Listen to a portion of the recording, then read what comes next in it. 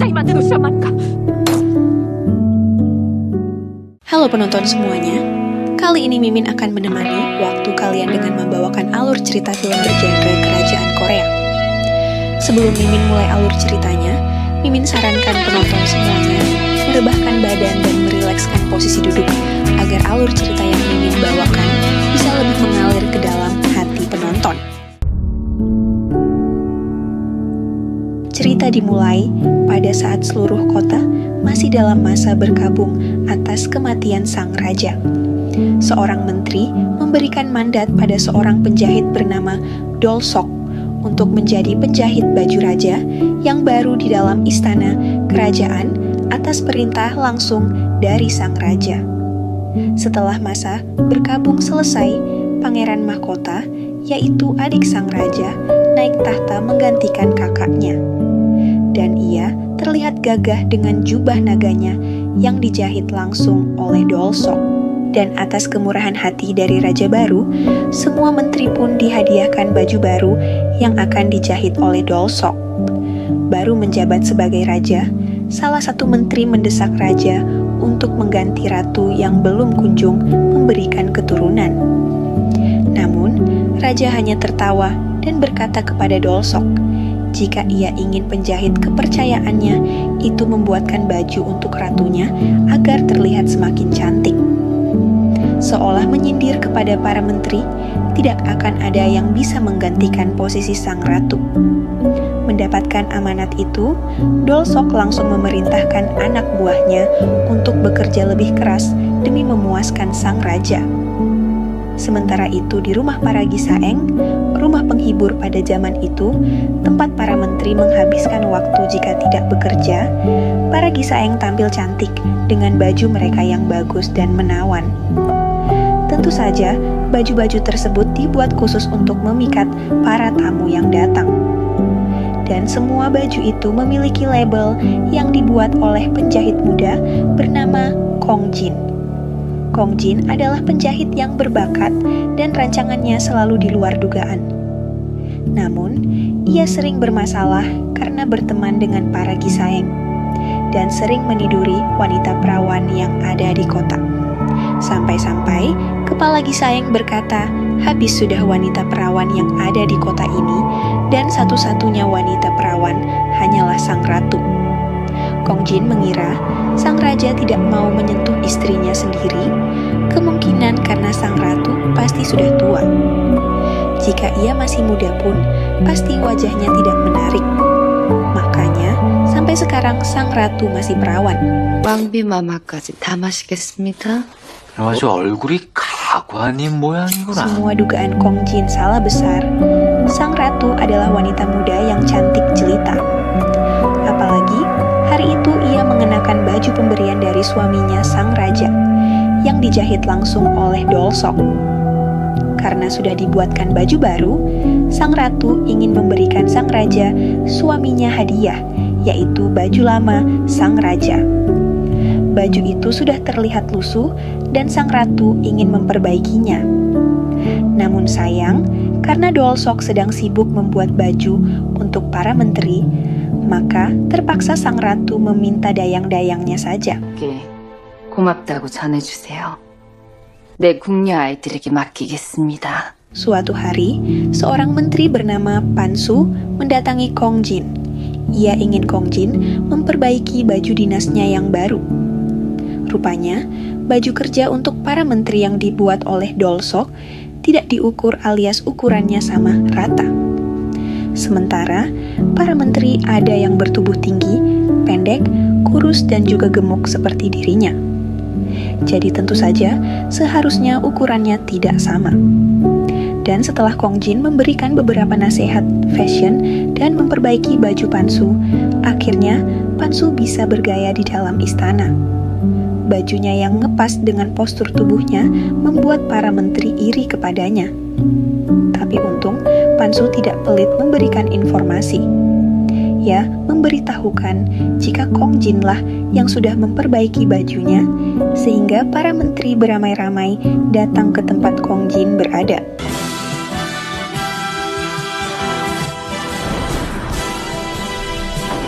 Sementara itu, baju lama milik raja rupanya terbakar saat diperbaiki oleh para dayang ratu. Sang ratu pun bersedih, namun ia tidak menyalahkan para dayangnya. Ia hanya berharap Dolsok bisa memperbaikinya. Namun Dolsok berkata, ia tidak bisa memperbaiki baju yang sudah rusak itu. Untungnya Pansu mempunyai ide. Ia lalu memanggil Kong Jin ke istana dan mempertemukan Kong Jin dengan sang ratu. Disinilah awal mula Kong Jin bertemu dengan sang ratu. Melihat kecantikan ratu membuat Kong Jin langsung jatuh cinta pada pandangan pertama. Belum pernah ia melihat wajah seputih dan selembut itu. Sang ratu tentu akan sangat menghargai kerja keras Kong Jin jika Kong Jin berhasil memperbaiki baju suaminya. Dan dengan yakin, Kong Jin menyanggupinya. Dan di sini awal mula kecemburuan dari Dolsok. 할 수 있겠습니까? 소인, 할 수 있사옵니다. Dolsok bahkan meremehkan pengetahuan Kong Jin tentang makna baju raja. Dan tidak yakin Dolsok mampu menyelesaikannya. Namun, Dolsok salah. Baju sang raja yang diperbaiki Kong Jin menjadi sempurna bahkan seperti baru lagi. Sang raja pun langsung berterima kasih kepada sang ratu. Dan ratu memperkenalkan penjahit muda yang sudah memperbaiki baju sang raja. Sang raja kemudian menyuruh Dolsok sebagai kepala penjahit istana untuk mempekerjakan Kong Jin dan menyuruh Kong Jin untuk memperbaiki semua baju-bajunya yang sudah lusuh. Setelah Kong Jin berhasil, sang ratu sangat berterima kasih. Dari sana, hubungan Kong Jin dan sang ratu pun seperti teman. Sang ratu bisa merespon setiap candaan dari Kong Jin. Meski candaannya itu tidak pantas dilontarkan kepada sang ratu. 그대 말이 맞네요. Suatu hari, sang raja sedang latihan berkuda. Tiba-tiba, kuda yang dinaikinya tergelincir sehingga sang raja terjatuh. Beruntung, sang raja tidak kenapa-napa. Ia hanya luka ringan. Dan di saat itulah datang seorang wanita muda yang ingin mengobati luka sang raja. Rupanya, dia adalah anak dari menteri kepala keamanan yang ingin sekali menggeser posisi ratu. Sang raja yang tahu maksud kepala keamanan lalu tersenyum licik dan mengikuti permainan kotor kepala keamanan dan akan mengangkat putrinya, Soyi, menjadi selir di istana. Hebohlah semua wanita yang ada di istana. Karena sang raja akhirnya memilih seorang selir. Mereka mengira posisi sang ratu benar-benar akan digeser jika tidak segera memiliki keturunan. 총장께서는 지압이 손길 한번 닿지 않고 계시지 않습니까? 마마, Sang ratu yang sudah sering mendengar hal ini berusaha untuk menutupi kesedihannya. Malamnya, saat di rumah para Gisaeng, ayah selir baru itu meminta Dolsok untuk membuatkan baju yang bagus untuk putrinya. Dolsok sudah berkata, jika ia hanya membuat baju atas perintah dari sang raja dan juga ratu. Dengan sombongnya, menteri kepala keamanan itu berkata jika putrinya lah yang akan segera menjadi ratu. Tiba-tiba, ada keributan yang terjadi di antara bangsawan dan seorang Gisaeng yang tidak sengaja menumpahkan minuman ke jubah sutra mahalnya. Bangsawan itu menuntut ganti rugi yang besar dan ingin Gisaeng itu melacur tanpa dibayar. Kong Jin yang ada di sana pun membela Gisaeng itu dengan berkata jika jubah sutra bangsawan itu palsu. Bangsawan itu lantas tidak terima. Menurutnya, itu hanyalah akal-akalan Kong Jin saja. Ia hanyalah rakyat jelata yang tidak tahu apa-apa. Beruntung, di rumah Gisaeng itu ada kepala penjahit istana yang juga berkata jika jubah sutra itu palsu dan bangsawan itu penipu. 그 중국 광실의 진상들은 최상급의 비단을 지향하는데 Dari sana, hubungan Dolsok dan juga Kong Jin yang awalnya tidak baik menjadi semakin dekat sebagai sesama senior dan juga junior. Suatu hari, Dolsok sedang mengukur untuk membuat baju pernikahan selir Soi. Di sini ia ingin diperlakukan sama seperti ratu. Dan dengan sombongnya saat ia disuruh berbalik, ia menganggap Dolsok sudah berani memerintahnya. 침장이라 했는가? 예, 돌아서시지요. 뭐라? Sementara itu, sang ratu ingin memberikan sang raja hadiah. Ia ingin sekali Kong Jin membuatkan baju untuk suaminya. Namun, Kong Jin menolak. Ia ingin sang ratu sendiri yang membuat sesuatu untuk raja. Tidak harus yang susah atau yang besar, hadiahnya bisa kecil namun sangat berarti. Contohnya, celana dalam. Meski itu memalukan bagi ratu, tetap saja sang raja dan sang ratu adalah sepasang suami istri. Dan daripada membuat baju untuk sang raja, Kong Jin ingin sekali membuatkan baju untuk sang ratu. Dan di sini, sang ratu menyetujuinya. Dengan bantuan dari Kong Jin, sang ratu pun menjahit celana dalam untuk suaminya. Rupanya, sang ratu juga pandai menjahit, dan hal ini ia pelajari dari ibunya. Dan ibunya suka bunga violet.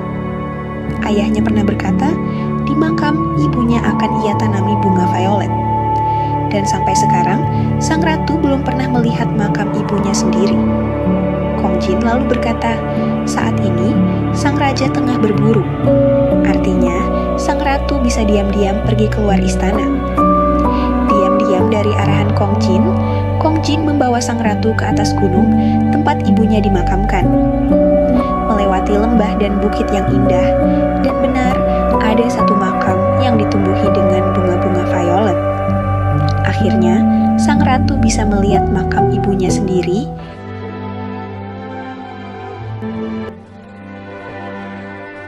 Sementara, saat pulang berburu, sang raja merasa puas dengan baju yang dibuat oleh Kong Jin.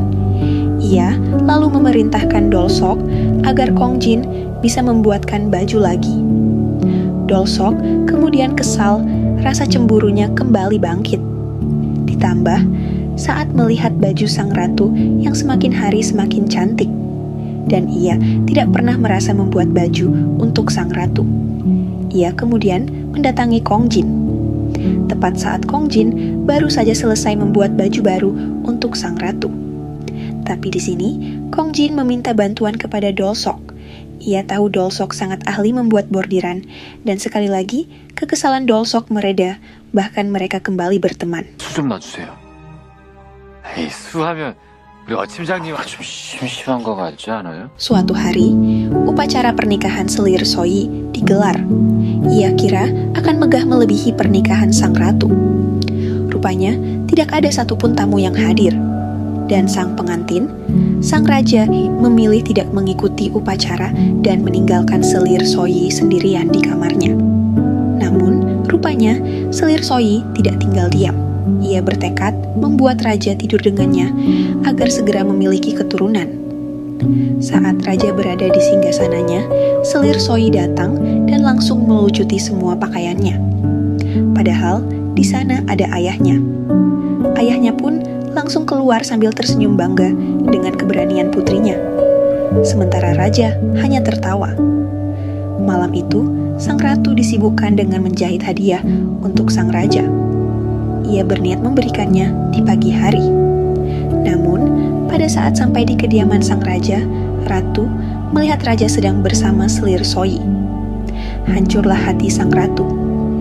Ia berkata kepada Kong Jin, percuma memiliki baju-baju yang bagus, namun ia tidak tahu harus kemana. 혜리도 아름다운 옷을 입었는데 갈 곳이 없습니다. Tidak bisa melihat ratunya bersedih, Kong Jin lalu menghibur sang ratu dengan membawanya naik ke atas perahu. Di sana, ratu bercerita, jika pertama kali dirinya dan raja bertemu, ia mempunyai keinginan untuk bisa selalu bersama sang raja. Ia memang bersama raja, namun rasanya ia tidak memilikinya. Untuk menghentikan air mata sang ratu, Kong Jin memberikan hadiah sapu tangan bersulam bunga violet kesukaan ibu sang ratu.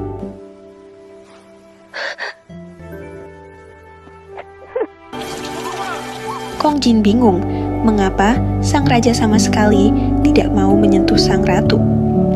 Padahal ratu adalah wanita yang baik dan juga sangat cantik. Siapa yang tidak menyangka di usia semuda itu sang ratu harus menerima penderitaan ini, diabaikan oleh suaminya sendiri. Menurut Pan Su, hal ini sudah terjadi pada malam pertama mereka, pada saat sang raja masih menjadi pangeran dan kakaknya menjadi sang raja.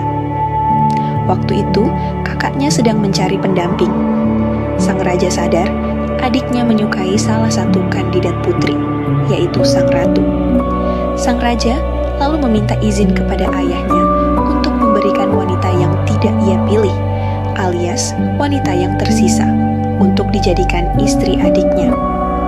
Terpilihlah sang ratu, dan hal tersebut sangat melukai hati sang pangeran yang menganggap kakaknya itu membuang makanan sisa untuknya. Dan sekarang ada seorang selir yang ingin merebut posisi sang ratu. Sehingga tentu saja saat ini sang ratu begitu bersedih. Maka dari itu Kong Jin pun mempunyai ide. Ia lalu mencari dayang yang cantik untuk ia dandani dan ia berikan pakaian yang menarik. Rencana Kong Jin tepat sasaran. Sang raja menarik umpan dan tidur dengan dayang tersebut. Dayang itu pun naik pangkat menjadi selir.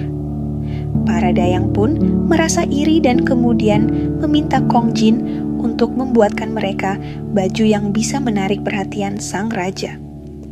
Satu persatu, dayang-dayang cantik dan menawan pun mampu menarik perhatian raja.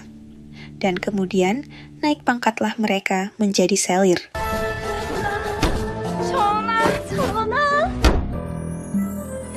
Hal tersebut didengar oleh selir Soi.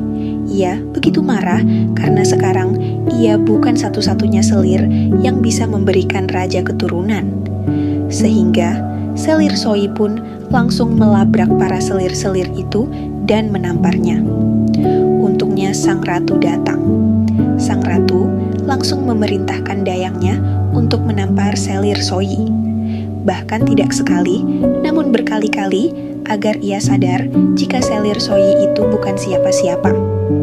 Sementara itu, kehebohan terjadi di kota di mana para penjual menjual baju-baju wanita yang berbeda dari seharusnya. Banyak yang berkata jika ratu menggunakan pakaian seperti ini, dan hal tersebut juga terjadi di dalam istana, di mana para dayang berpakaian yang tidak pantas. Dan menurut kepala keamanan, ini karena ulah ratu sebagai role model mereka. Sang raja heran dengan kepala keamanan. Sebegitu bencinyakah dia dengan sang ratu, sehingga menuduh sang ratu yang tidak-tidak. Padahal niatnya hanya ingin menggulingkan ratu. Raja kemudian meminta kepada kepala penjahit Dolsok untuk melenyapkan semua pakaian yang dibuat oleh Kong Jin. Tidak ada lagi yang boleh memakai pakaian buatan Kong Jin. Dolsok pun memarahi Kong Jin. Tidak sepantasnya dia membuat pakaian yang tidak bermoral. Mereka berdua menyandang status penjahit istana, dan seharusnya pakaian yang dibuat harus merefleksikan status dan sopan santun, bukannya murahan. Melihat semua pakaian yang ia buat dimusnahkan, membuat Kong Jin memilih keluar dari istana dan pertemanannya dengan Dolsok pun usai. 나가면 될 거 아니에요. Sebentar lagi akan ada utusan dinasti Qing dari Cina. Kerjasama antara Korea Cina bisa berhasil jika sang raja memiliki keturunan. Untuk meyakinkan dinasti Qing, maka sang raja harus bersanding dengan selir Soi ketimbang dengan sang ratu. Sang raja semakin kesal dengan kepala keamanan yang bertindak seenaknya. Dialah raja, dialah yang berkuasa.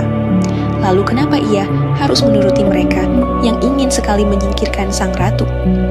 Namun, lagi-lagi sang raja menuruti keinginan kepala keamanan. Saat dinasti Qing datang ke istana, selir Soi diizinkan bersanding dengan sang raja. Selir Soi pun senang dan langsung memerintahkan Dolsok untuk membuatkan baju yang paling cantik yang pernah ada. Hal ini pun terdengar sampai ke telinga Kong Jin jika bukan ratu yang akan mendampingi sang raja. Ia lalu kembali ke istana dan meminta izin kepada sang ratu agar ratu mau dibuatkan baju tercantik. Menurut ratu, untuk apa ia punya baju tercantik? Lagi pula, ia tidak akan hadir. Namun Kong Jin tetap bersikeras sehingga ratu pun mengizinkannya. Agar baju terlihat sempurna, Kong Jin meminta kepada ratu agar mau ia sentuh agar ukurannya pas dan bajunya sempurna. Baru pertama kali ini sang ratu disentuh oleh pria, ia terlihat kikuk saat Kong Jin mengukur badannya. Namun, ia harus melakukannya agar sang suami berpaling kepadanya.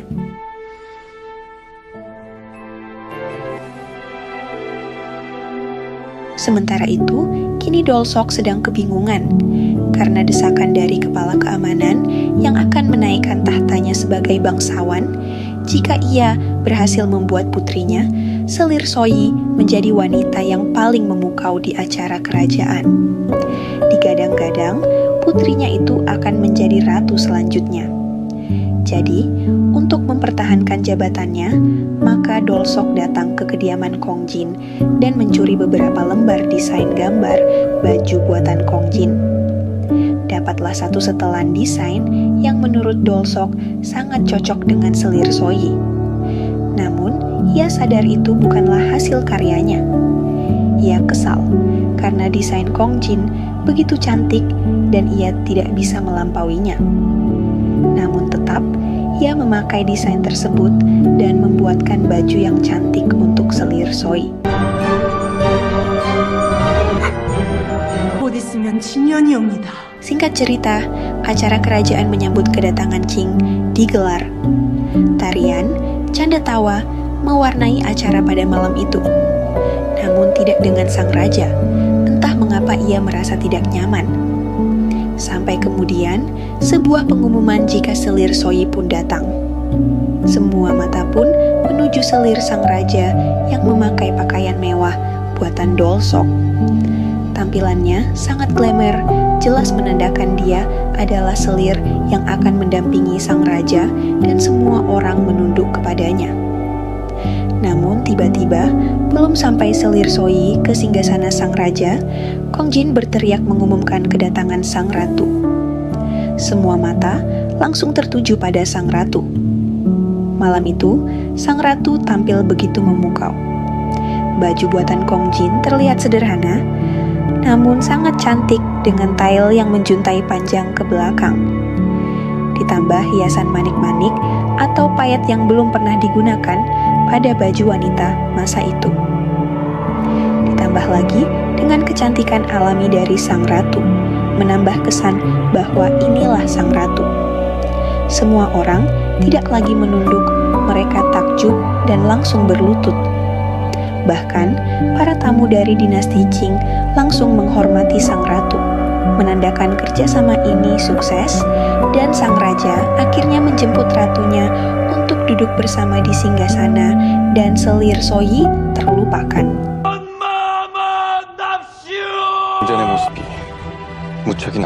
Malam itu, Selir Soyi benar-benar murka dan marah kepada Dolsok. Ia tidak terima dikalahkan oleh kecantikan sang ratu.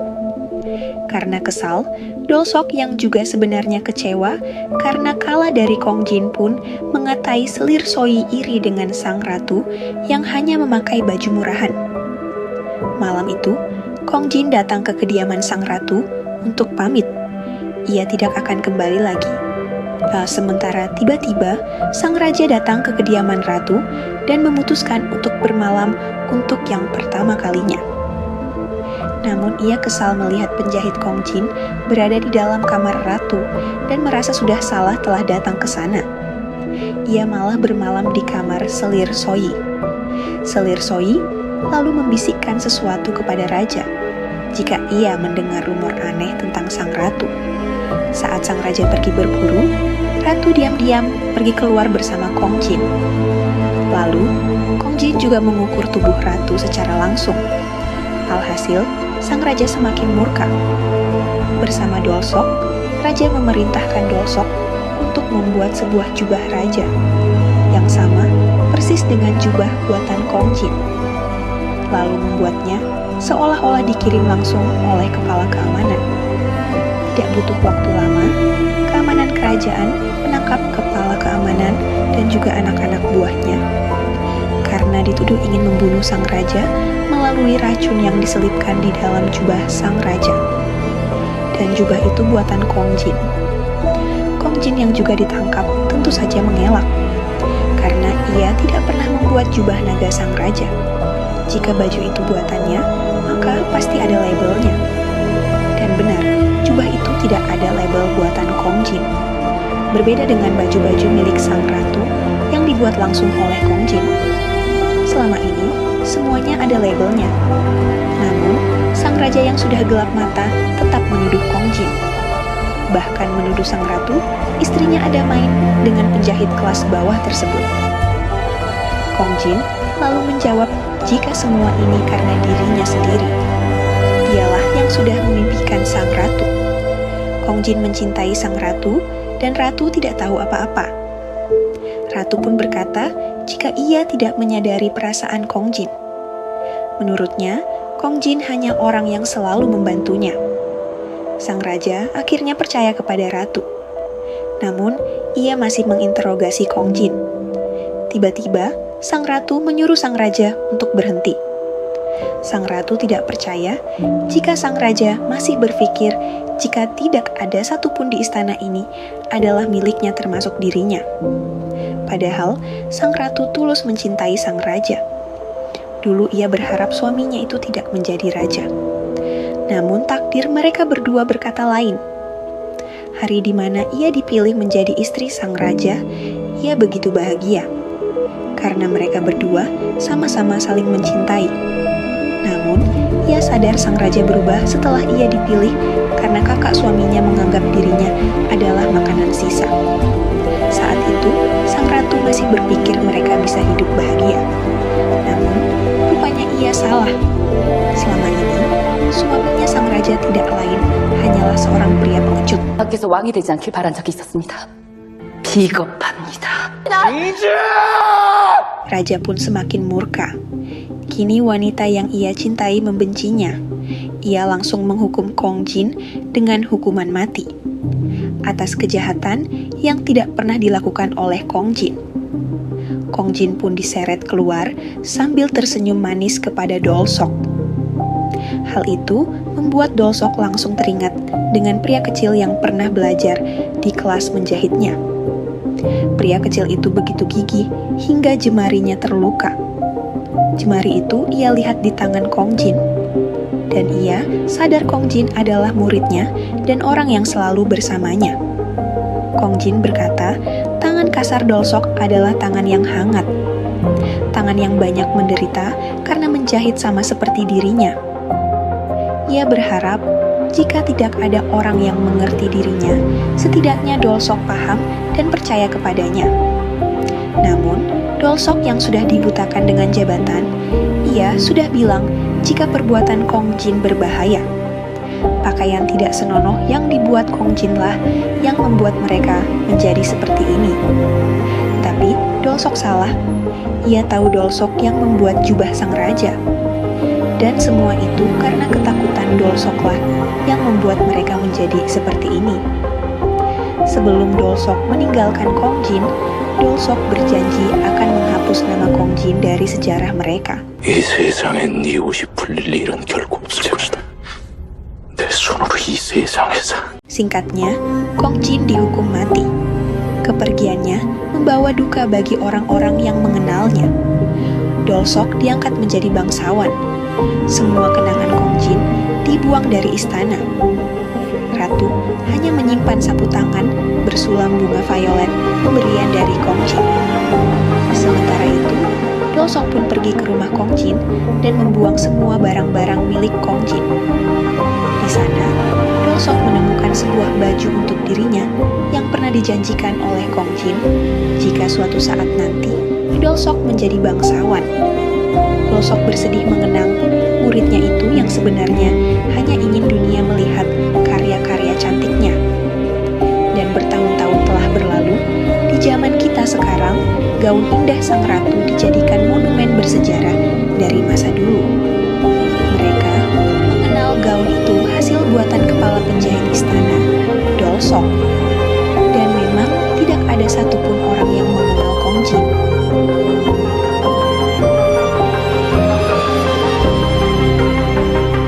Pada akhirnya, kisah ini bukan hanya tentang cinta terlarang antara penjahit dan ratu.